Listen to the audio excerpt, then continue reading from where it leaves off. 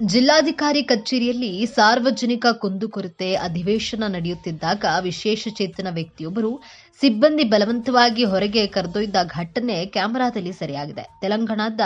ತೆಲಂಗಾಣದ ಜಗ್ತಿಯಾಲ್ನಲ್ಲಿರುವಂತಹ ಜಿಲ್ಲಾಧಿಕಾರಿ ಕಚೇರಿಯಲ್ಲಿ ಘಟನೆ ನಡೆದಿದೆ. ಘಟನೆಗೆ ಪ್ರತಿಕ್ರಿಯಿಸಿದಂತಹ ತೆಲಂಗಾಣ ಸಚಿವ ಅಡ್ಲೂರಿ ಲಕ್ಷ್ಮಣ್ ಕುಮಾರ್ ಸಮಸ್ಯೆಯನ್ನು ತಕ್ಷಣ ಪರಿಹರಿಸುವಂತಹ ಆದೇಶವನ್ನ ಮಾಡಿದ್ದಾರೆ.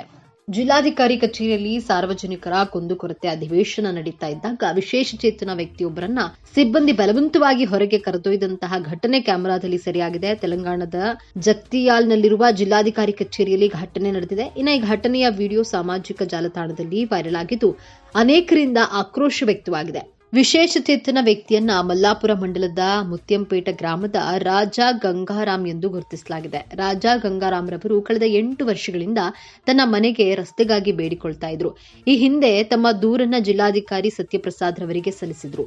ಅವರು ಕ್ರಮ ಕೈಗೊಳ್ಳುವ ಭರವಸೆಯನ್ನ ನೀಡಿದ್ರು. ಯಾವುದೇ ಪ್ರಗತಿ ಕಾಣದ ಕಾರಣ ಗಂಗಾರಾಮ್ ಕಚೇರಿಗೆ ಬಂದು ದೂರು ನೀಡಲು ಕಾಯ್ತಾ ಇದ್ರು. ಈ ವೇಳೆ ಈ ಘಟನೆ ನಡೆದಿದೆ. ಇನ್ನು ವಿಡಿಯೋದಲ್ಲಿ ಗಂಗಾರಾಮ್ ಕಿಕ್ಕಿರಿದ ಕಚೇರಿಯಲ್ಲಿ ವೀಲ್ಚೇರ್ನಲ್ಲಿ ಕುಳಿತಿರೋದನ್ನ ಕಾಣಬಹುದು. ಸಿಬ್ಬಂದಿ ಅವರ ಬಳಿಗೆ ಬರುತ್ತಿದ್ದಾರೆ. ಇಬ್ಬರು ಪುರುಷರು ಅವರ ಕುರ್ಚಿಯನ್ನ ಎಳೆಯಲು ಪ್ರಯತ್ನಿಸಿದ್ದಾರೆ. ಇತರರು ಹಿಂದಿನಿಂದ ತಳ್ತಿದ್ದಾರೆ.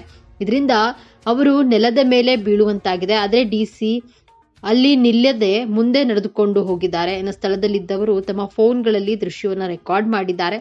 ಆ ವ್ಯಕ್ತಿಯನ್ನ ಆ ಪ್ರದೇಶದಿಂದ ಹೊರಗೆ ಎಳೆದುಕೊಂಡು ಹೋಗುವಾಗ ಬಹಳ ದುಃಖಿತನಾಗಿದ್ದಾನೆ. ಇನ್ನು ರಾಜಾ ಗಂಗಾರಾಮ್ ರವರನ್ನ ಅಲ್ಲಿಂದ ಹೋಗುವಂತೆ ವಿನಂತಿಸಿದ್ರು. ನಿರ್ಲಕ್ಷಿಸಿದ ನಂತರ ಸಿಬ್ಬಂದಿ ಈ ಕ್ರಮ ಕೈಗೊಂಡಿದ್ದಾರೆ ಎಂದು ಅಧಿಕಾರಿಗಳು ಹೇಳಿದ್ದಾರೆ. ಇನ್ನು ಘಟನೆಗೆ ಪ್ರತಿಕ್ರಿಯಿಸಿದ ತೆಲಂಗಾಣ ಸಚಿವ ಅಡ್ಲೂರಿ ಲಕ್ಷ್ಮಣ್ ಕುಮಾರ್ ಗಂಗಾರಾಮ್ ರವರ ಸಮಸ್ಯೆಯನ್ನು ತಕ್ಷಣ ಪರಿಹರಿಸಲು ಆದೇಶಿಸಿದ್ರು. ಇನ್ನು ಯಾವುದೇ ವಿಳಂಬವಿಲ್ಲದೆ ಅವರ ನಿವಾಸಕ್ಕೆ ರಸ್ತೆಯನ್ನು ನಿರ್ಮಿಸುವಂತೆ ಅಧಿಕಾರಿಗಳಿಗೆ ನಿರ್ದೇಶನವನ್ನ ನೀಡಿದ್ದಾರೆ.